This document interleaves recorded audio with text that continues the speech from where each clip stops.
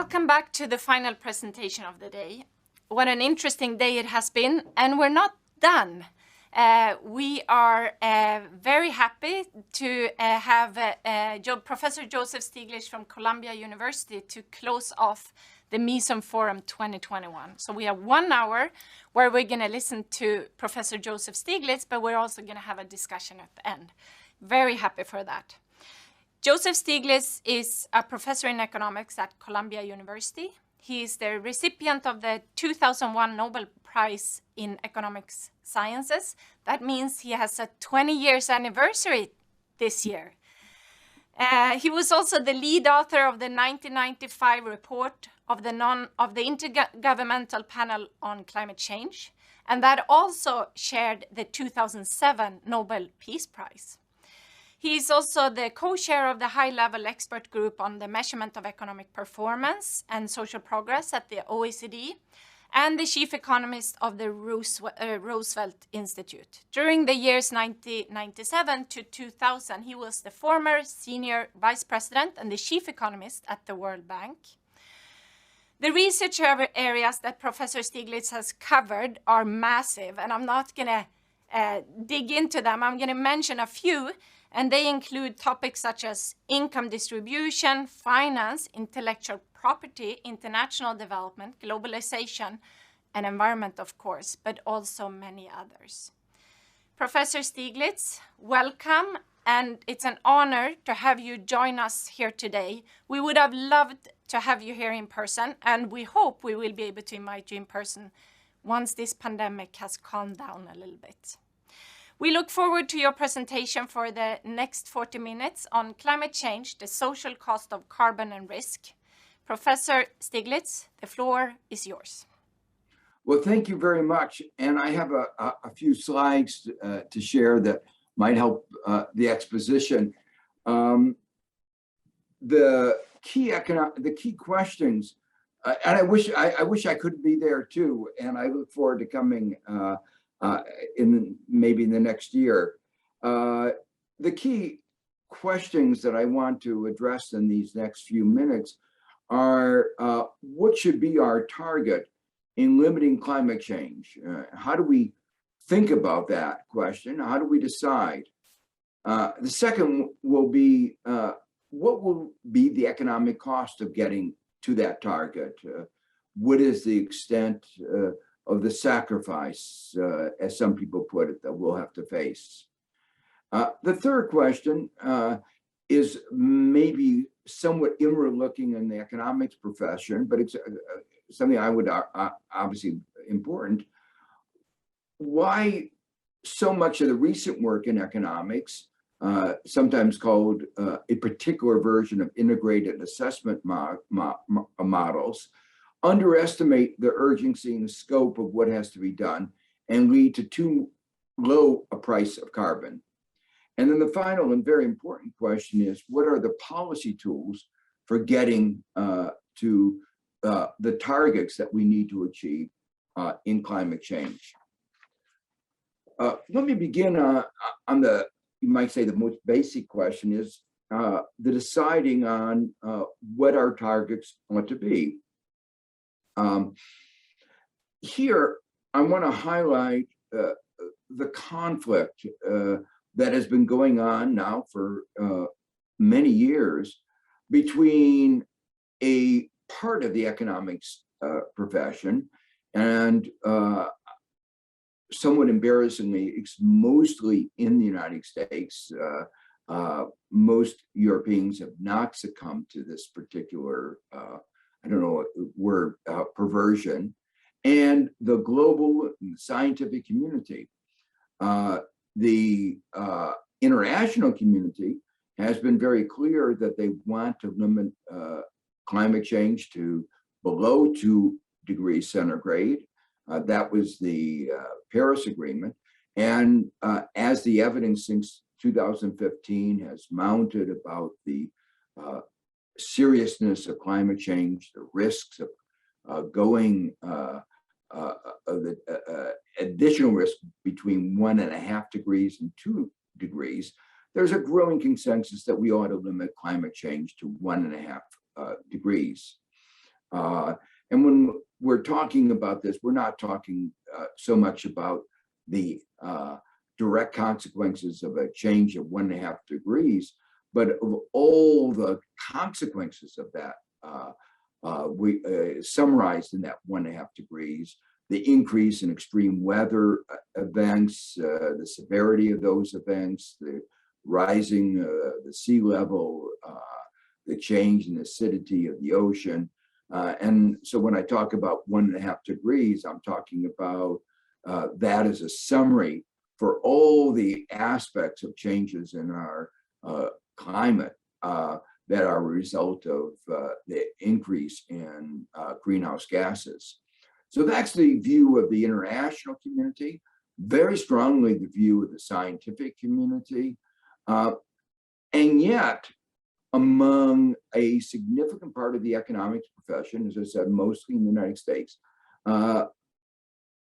there is the view that we should be willing to accept 3.5 to 4 degrees centigrade. In fact, the view of these economists is that that is optimal, that doing anything more stringent than 3.5 degrees would entail lowering long-term social welfare. So that is a conflict which, as an economist, I feel myself caught in the middle. And one of the objectives of my exposition today is to try to explain the source of that conflict and who is right. And my take is the international community is right, and this particular group of economists in the United States, very influential, the influence was enhanced by the awarding of the Nobel Prize to William Nordhaus, who did early important work in trying to integrate economics and the environment. But the conclusions that that line of research reached, that we could accept 3.5 or 4 degrees, or should accept that, I think is totally wrong. The way they approached the problem was a complex intertemporal maximization problem, representing, you might say, a careful balancing of costs and benefits. But the framework they used and the way they went implementing that was deeply flawed. So both the analysis of the normative framework, the way you think about what you should do, and the descriptive framework, that is to say, an analysis of the behavior of the economy in response to various policies, were very deeply flawed. So in the next few minutes, I'll try to explain why that I have taken that view. And I think in doing that, I think it will give some insights into many aspects of the climate problem. At the center of my critique is that that framework has provided an inadequate treatment of risk and uncertainty. It's very clear that the world is rightly worried about the potential consequences of what happens from the increase in greenhouse gases, climate change.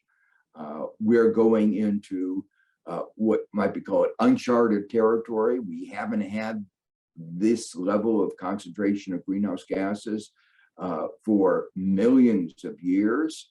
And it would be foolhardy to think that we know precisely what the consequences are. Indeed, we've learned over the last 15, 20, 25 years increasingly more about climate change. And we've increasingly become aware of the severity of the risks we face. economists make a distinction between risk and uncertainty. Risk is where we know with some confidence the probability distributions of various outcomes. And uncertainty is where we are, you might say, so uncertain that we don't even know what the probability distributions are. And climate change is best described as confronting us with uncertainty.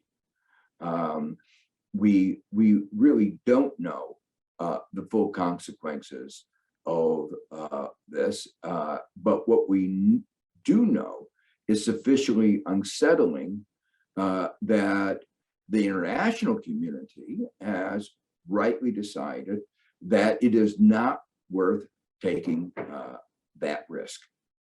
To put it another way, it is, I would argue, possible to avoid this extreme uncertainty by modest investments, investments in mitigation, in reducing the levels of greenhouse gases.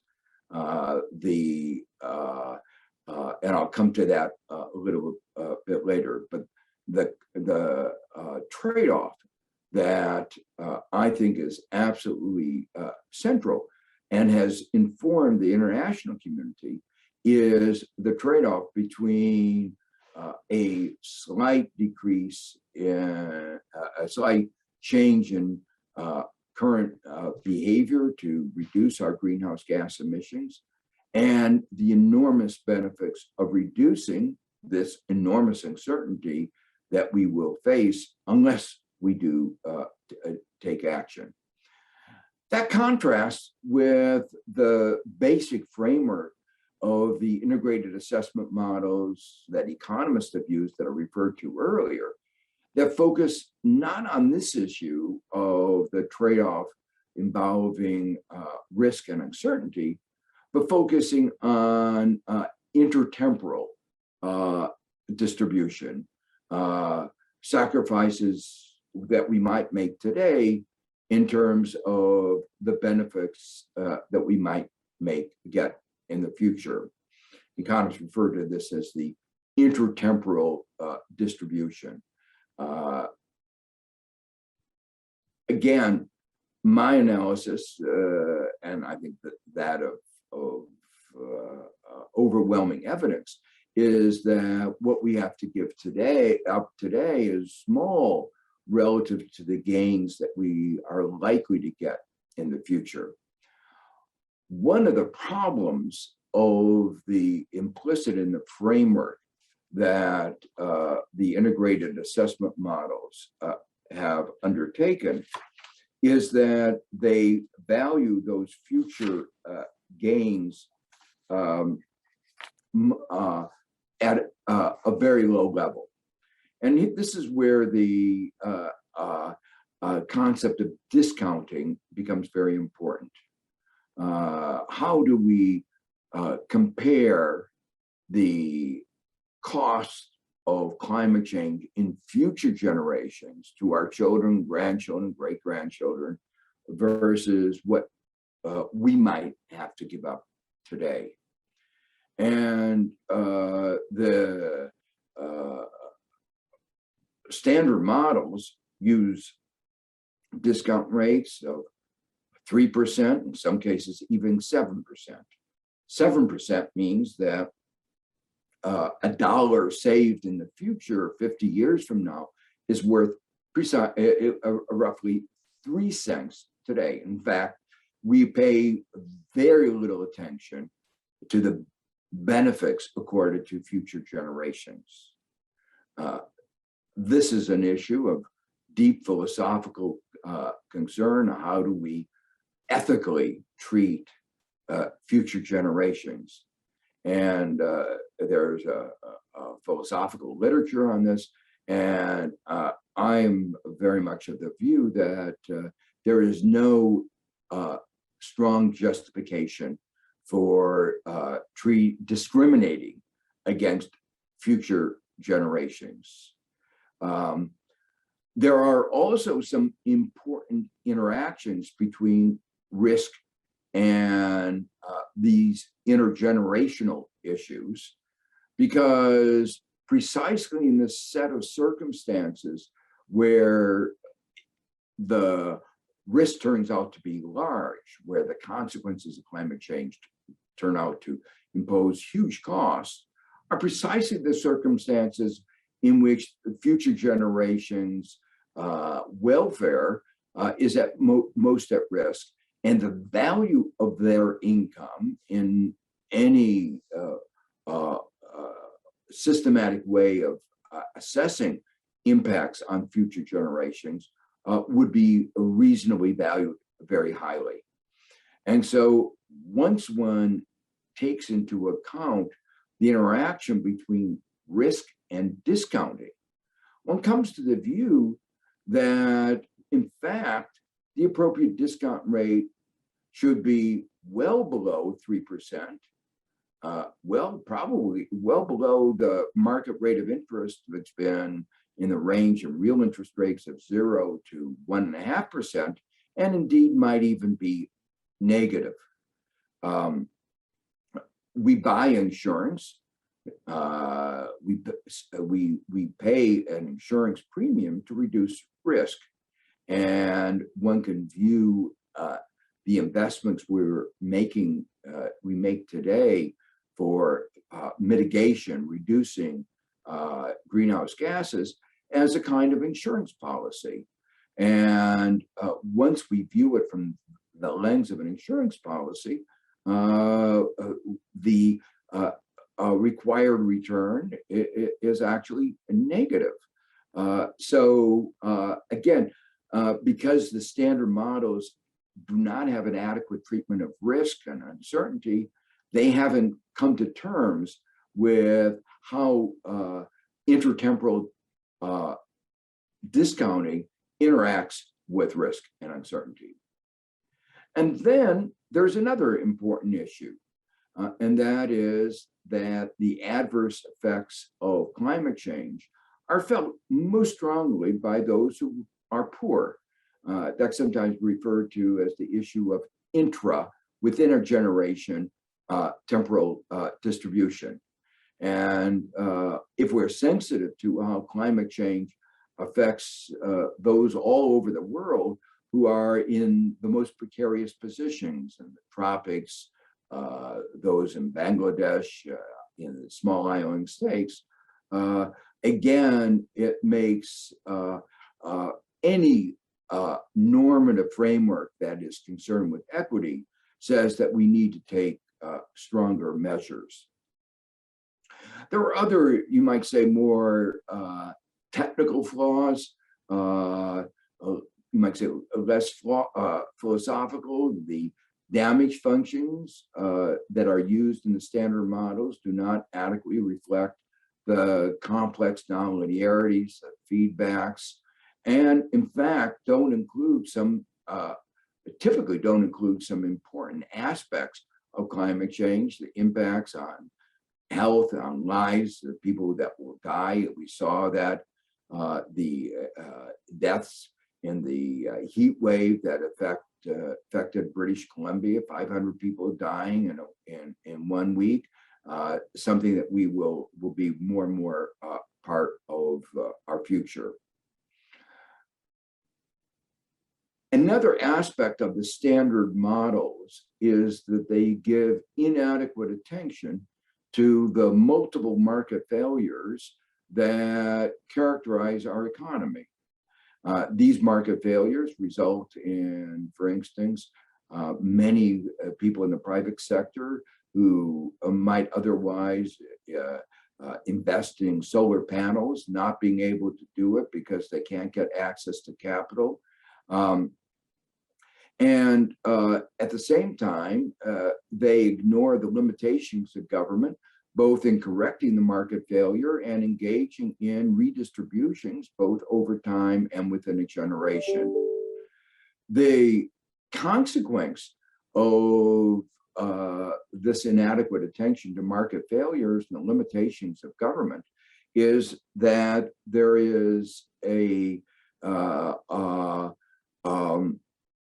the world is viewed as more efficient than it is. And that means that there are interventions to deal with the problems of climate change that are less costly and more beneficial than would be the case if there were no market failures and no limitations of government. Something I'm going to come to towards the end of this talk is that the standard economic model does not treat adequately the fact that our preferences, what we care about, can change at time, over time. But something I do want to emphasize at this point is is an inadequate treatment of the fact that technology is changing. In fact, as we've focused more and more on climate change, the cost of renewable energies has come down, and we've discovered that we can, in fact, reduce greenhouse gas emissions at much lower costs than people thought even 10 years ago, let alone 25 years ago. So in short, the standard model that led to this, what I would view, absurd view that we should accept 3.5 to 4 degrees, is based on flaws in both the normative and descriptive framework of in economics. The consequences of these deep flaws is it has resulted in overestimating the cost of climate action and underestimating the benefits. The interesting thing is that over the last 15 years, many researchers have done a better job of incorporating some of the critiques that I talked about before. For instance, that they have incorporated better damage functions. They've incorporated better treatments of risk, but still inadequate, let me emphasize.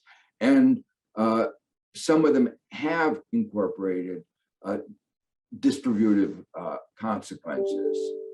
And while they haven't addressed the deeper questions of uncertainty, they haven't addressed the issue that Marty Weitzman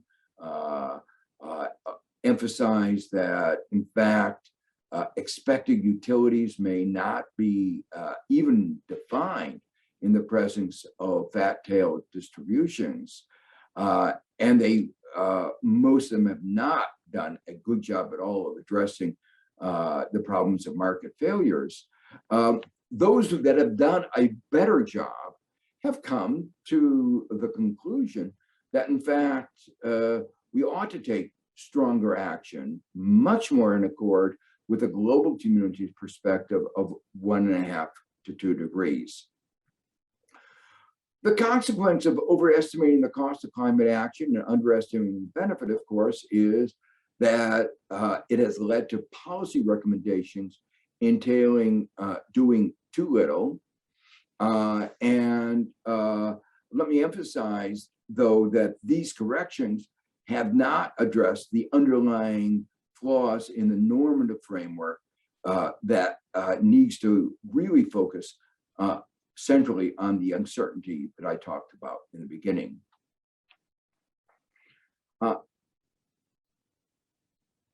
The question I began, among the questions I began this talk emphasizing was, what are the policy instruments that we ought to employ to get to the targets? And remember, now I've been arguing the target that we want is more like 1.5 degrees than the 3.5 degrees that the standard integrated assessment models have argued for.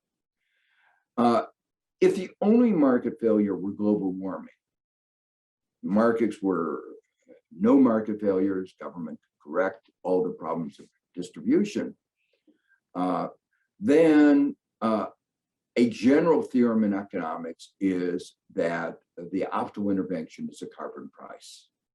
The argument is actually fairly simple, that with only one market failure, there's a disparity between social benefits and social costs, private benefits and private costs. And if you intervene and by imposing a carbon price, a carbon tax that corrects the disparity between private and social benefits and costs, you can get to a socially efficient result.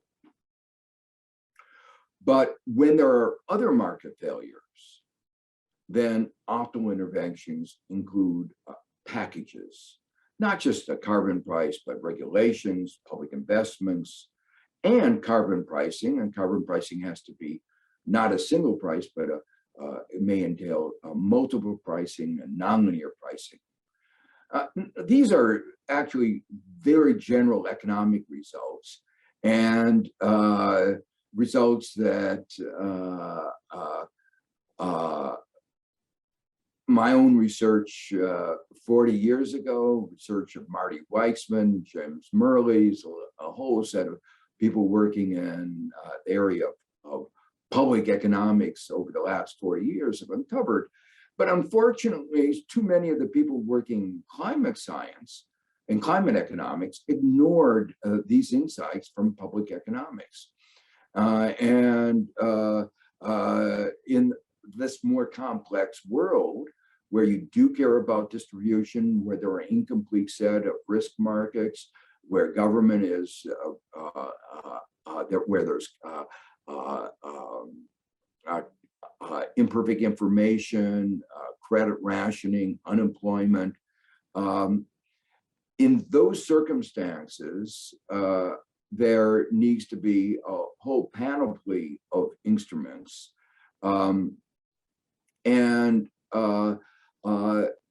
They interact together in a way I'll describe in a few minutes. The other important idea that I'll again reemphasize before I conclude is that to move from the current situation to the one that we need to respond to climate change will require systemic change in the major systems constituting the economy. Our transportation system, our housing system, our land use system, agriculture, our energy system.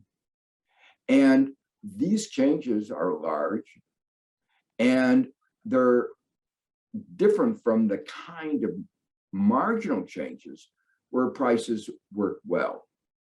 And when to bring about these systemic changes will require stronger government intervention than one can get from just the use of a carbon price.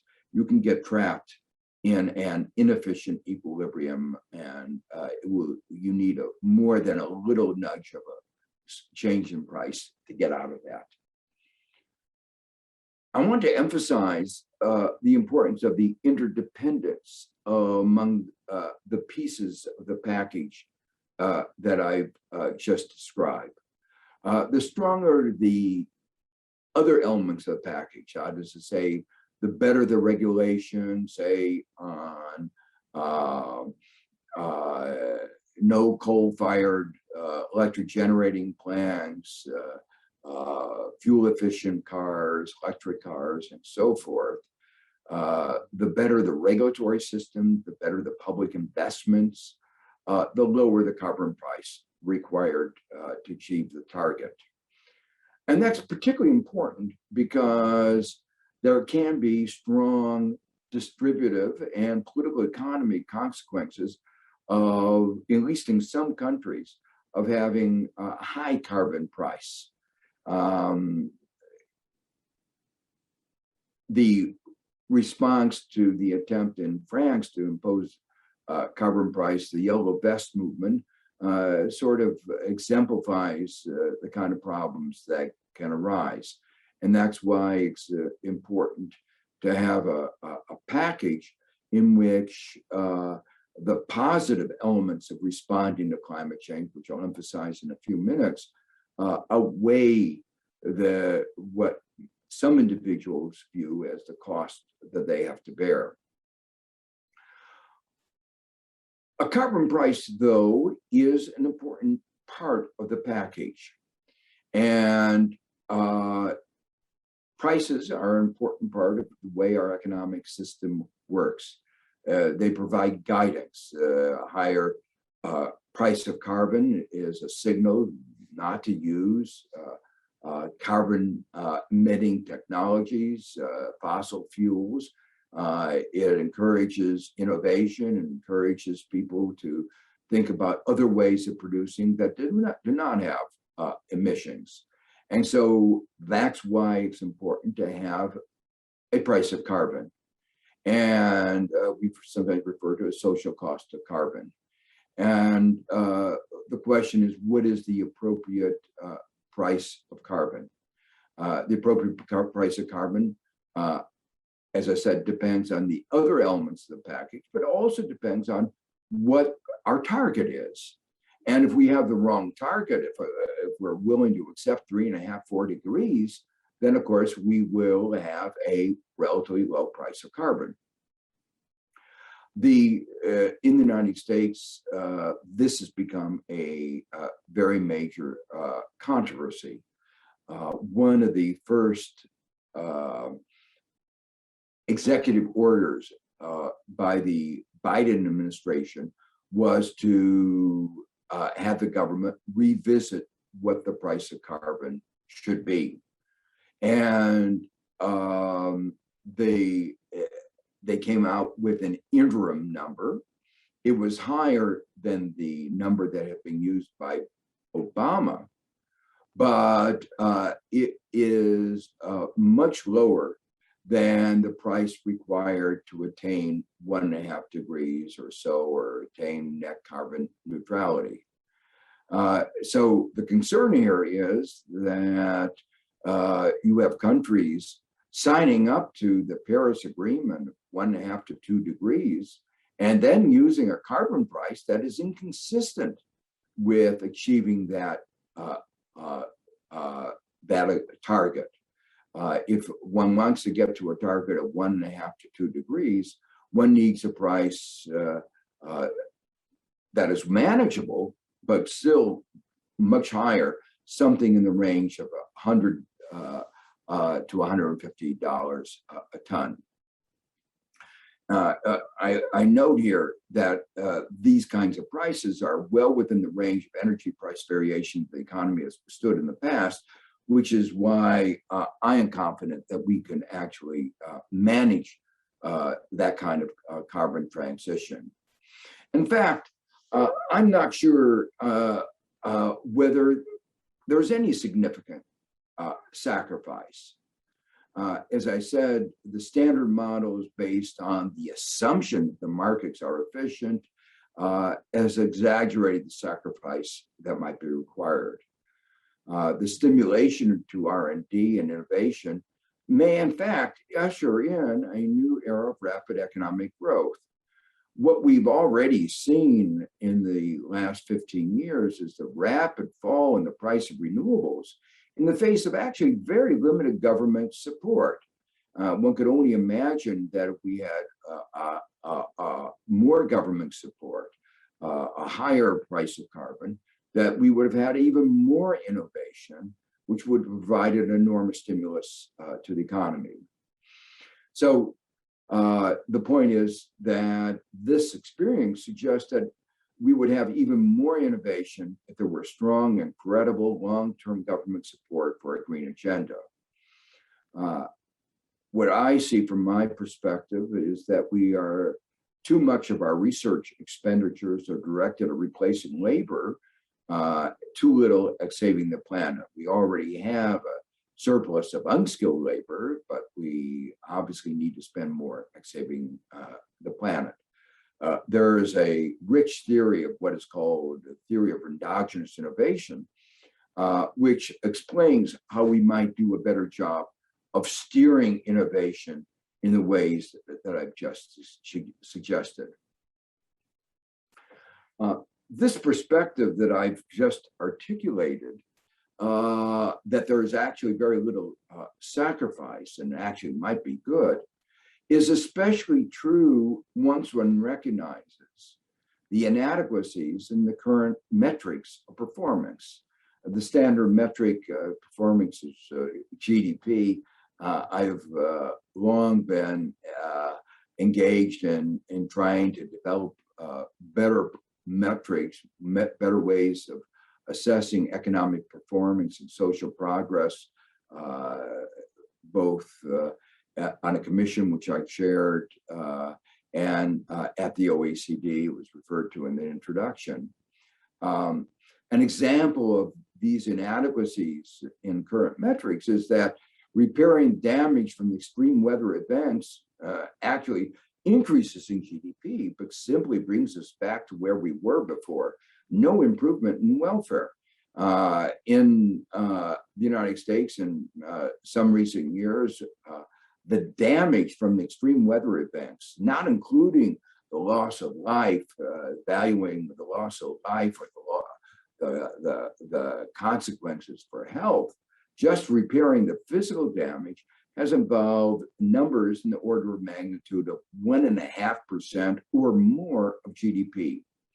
But once we include what are sometimes called the co-benefits in terms of health, life expectancy, and biodiversity, we can, none of this is included in standard analyses. It's very clear that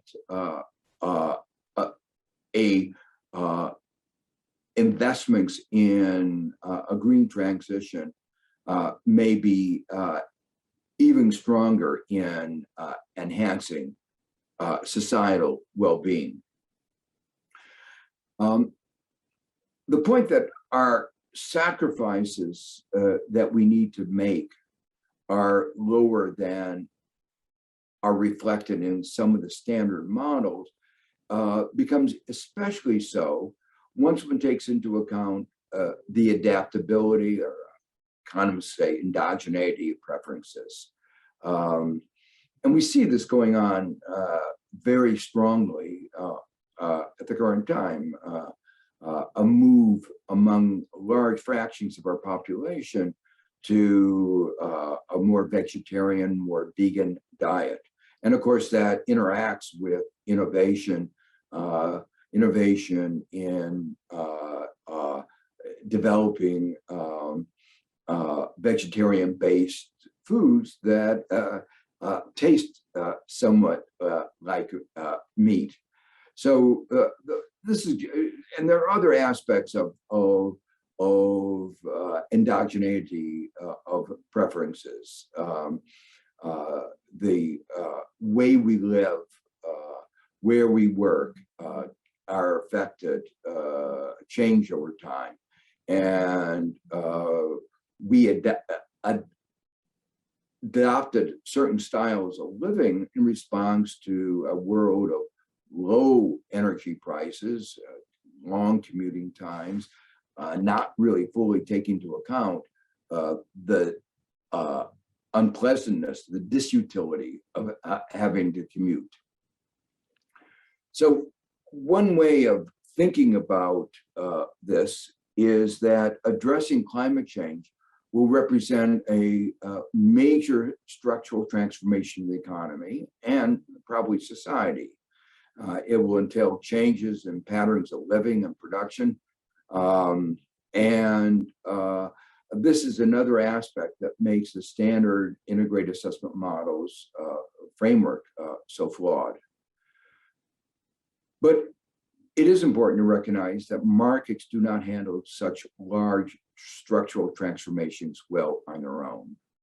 And this is another reason that there is going to be a need for a large role of government in this green transition.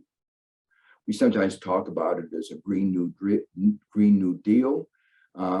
That Green New Deal helps focus our attention on the opportunities as well as the challenges afforded by climate change, rather than the cost. So to me, I think we are at a critical moment now There is an urgency. The scope of change is enormous, but yet very manageable. And I believe that we have the potential of opening up, as we address the problem of climate change, a restructuring of our economy and our society in ways that actually will be associated with higher standards of living. And I hope these few remarks have given you a flavor of some of the challenges that we face and some of the tools that we have in order to meet these challenges.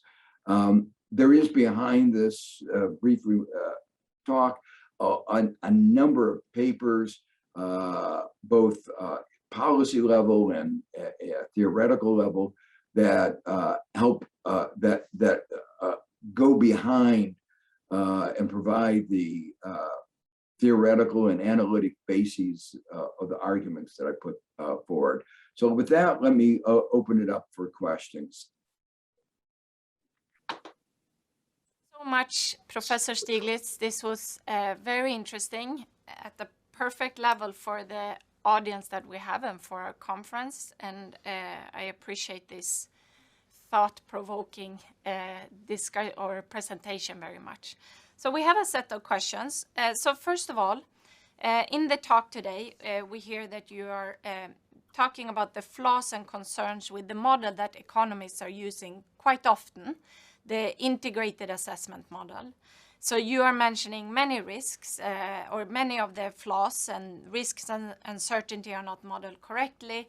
Negative impacts on lives, health, biodiversity are currently poorly incorporated in these types of models, and so on. So given these concerns with the integrated assessment model, do you think that we can improve on the model, or should we abandon it and adopt a different approach? Well, I think that the models can be adapted in ways to make it more useful. So, for instance, one of the references I put at the end of my slides was to work by Noah Kaufman and his colleagues. Noah was here at Columbia. He's now in the Biden administration working on climate change. But they take that framework, but say, integrate into that framework a constraint that we go to carbon neutrality by 2050. So they take into, as part of the analysis, the issue of the international community has agreed that we're going to move to net neutrality by 2050, or you could say we're going to take as a constraint, we're going to go to 1.5 or 2 degrees, and then use this kind of framework to say, what is the social cost of carbon? What kind of price of carbon would get us to that goal? So the models can be used once we incorporate those constraints to give us some guidance of how we can get there. But let me say, quite frankly, the methodology is fundamentally flawed because of the uncertainties that we face, that we don't, that it doesn't tell us how the world agreed on 1.5 to 2 degrees. They came to that conclusion because they looked at the risks that were associated, the uncertainties that were associated with going beyond, if we let their temperature go beyond 2 degrees, there just was too much uncertainty that we said, we don't want to accept that. And that we can avoid that by this very modest investment. And so using the model to determine what our target is, that can't be done because there is no way that that model can adequately embrace, at least in its current form, anything near the current form, the deep uncertainty that we face. Nor can it really embrace the fact that different people have different judgments about the relative probabilities. This is a social decision where we all have to come together and make an agreement. It ignores those disparities in those judgments. And it ignores the problem I mentioned that Marty Weitzman had emphasized, that the fat tail distributions, the real consequences of the extreme events possibilities that one needs to contemplate. So I think a variant of the model can be useful in giving us some guidance, but at the same time as we use that model in that new way, we have to be aware of the deep flaws that remain in that framework. Of course, last comment, we need to integrate economics and environment. So if you say integrated assessment, integrating economics and the environment, we have to do that. We have to live within our planetary boundaries, which means we have to integrate environment in every aspect of our economic analysis. And when I served on the IPCC in that review of 1995 in Working Group 3, that was the first IPCC report that tried to do that kind of integrating climate change and the environment. So that kind of, one has to integrate the two.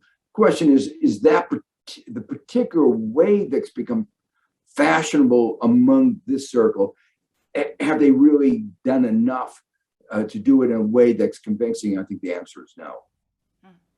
I think thank you for that.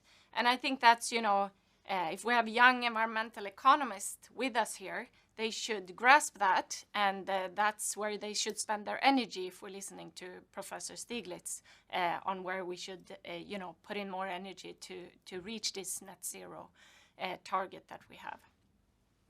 So I'm also gonna, I also have a question on, so you talk a bit about carbon price is not the only tool. We should use a mix of mitigating instruments. But what do you think is the best and how to think about this? So should we aim for carbon pricing in countries where that is politically feasible and where you could do it politically, and then use regulations in countries where carbon pricing might not be as feasible? Or should you think about a mix everywhere?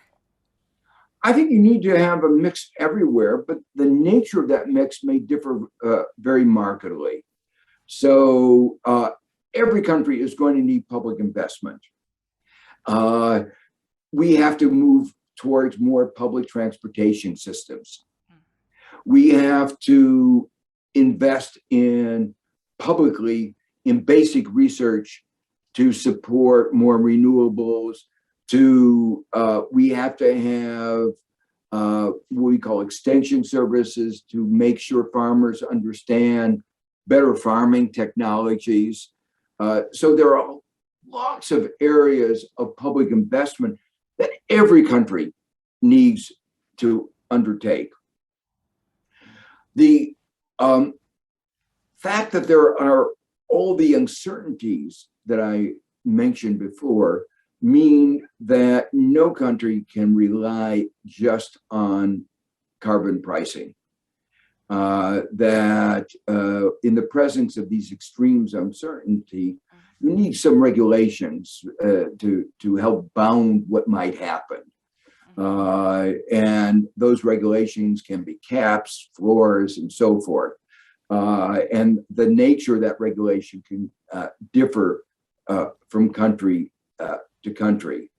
There are, as I suggested, some real advantages of using prices as economists are wedded to using prices because they are a way of guiding the economy in a very decentralized way.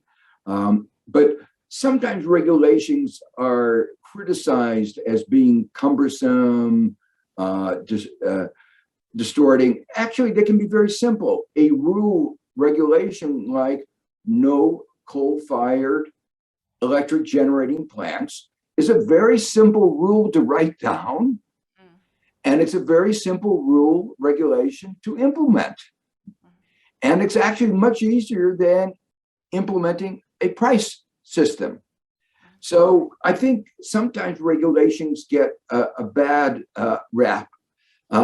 We think of, cumbersome, bureaucratic. There's some things that we can just have a regulation that really moves things much faster than the price system might do. This is very interesting. I'm going to move to a topic that is very close to what I'm working on. I'm a development economist. And I'm going to talk a little bit about climate cooperation and global climate finance. So you talked about the fact, and we know that as well, that developing or poor countries are the ones that are most impacted by climate change, but they're also the ones who are least able to afford to pay the consequences of it. WHO estimates that in 2030, climate change will cause an additional 250,000 deaths from mainly diseases that are affecting low-income countries. So, we know that there is a need for developing countries to invest massively in mitigation and adoption in the coming decades. And we have rich countries' commitments to give 100 billion a year to these less developed countries and so on. But how do you think we should think about the role of these low middle income countries and the responsibility in the bigger picture of climate change in the world? So looking at the whole picture. And what is the role of, for example, IMF and World Bank here as well? Yeah, well, the role of the developing countries has changed dramatically in the last 20 years. They used to be a small contributor to emissions.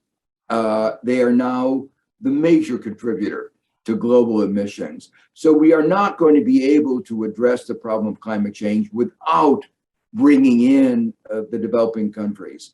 And as you said, at the same time, they are the most affected by it and have the least resources. I've been very disappointed at the difficulty the advanced countries have had in coming up with the money, the $100 billion that they promised. And, that coming on top of, for instance, today, there is going to be an announcement of an international agreement on taxation for multinationals. And it's going to be very unfavorable to the developing countries. It was the big countries discussing with each other how they can get more money for their treasuries, with paying very little attention to the need for developing countries, emerging markets, to have more money to address, including the problem of climate change. If they had put this in a broader perspective and said, we need to make sure that developing countries and emerging markets need more resources so that they can deal with the problem of climate change, they would have come out with a different answer. But they basically hoarded as much of the money for themselves as they could. The IMF has a potentially very positive role in two ways. One of them is, in response to COVID-19, they had an issuance of $650 billion worth of special drawing rights, which are the IMF money that they basically can print, and they get, 40% of that went to the developing countries and emerging markets. That should be an annual issuance. That could be issued every year, put in the bank accounts of developing countries, And that would be a way that they would have some more resources for addressing the problem of climate change. It could be devoted just to climate change. So that's one tool that we have, and I've been arguing that ought to be now a regular part of the international economic architecture. The second is a little bit more detailed. There are many countries as we emerge from COVID-19 that have debts beyond their ability to pay. And one way of dealing with that overhang of debt is debt for nature swaps, agreements that will forgive some of that debt if the countries go beyond what the commitments they made in Paris to deal with climate change. And it can be also that kind of carbon trading can be a source of foreign exchange for developing countries. So I think there are ways that we could do more to enable the developing countries and emerging markets to contribute more to addressing the problem of greenhouse gas emissions. Thank you so much, Professor Stiglitz. I have many more questions, but I don't have many more minutes. That's the problem. So thank you so much. It's been an honor to have you here. The honor would have been even higher to have you here physically, but hopefully we will be able to invite you within the next year or years.